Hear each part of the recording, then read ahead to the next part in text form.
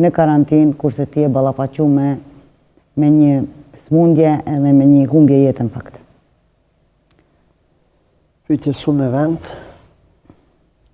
Globalisht kemi qenë të izoluar, sa i përket meje shumë e vështirë. Sigurisht që ka qenë shumë e vështirë, megjithatë para se ceka në pjesën e parë të emisionit jeta dhe peripetitë e saj, është proces natyre, të humbish prindin është gjëja më e dhimbshme, sepse nuk e kam unë vetëm unë, këtë rast do ta vazhdoj historinë sa i përket nënës së saj edhe Fatmirja.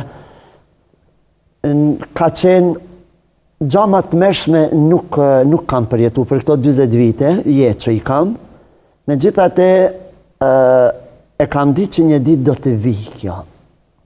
Dhe i falenderojmë Zotit dhe vetëm atij që më dha privilegjin, më ndau mu disi sikur më privilegjoj që unë të jem ai i cili do të kujdesesha për nanën time, për gjanë më të shtrenjtë në këtë jetë irreale.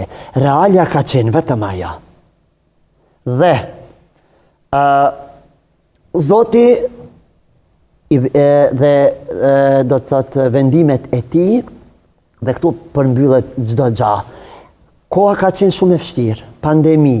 Nuk e di sepse ndoshta do duhet të botoja një libër për veti, konkretisht për atë periudhë aq të shkurtë. Vite ishin në pyetje sa i përket të kujdesit ndaj zonjës Shajndere, nënës sime në këtë rast, po sikur më duket sikur as gjas ka mba për te. Dhe kushdo që më ka pyet,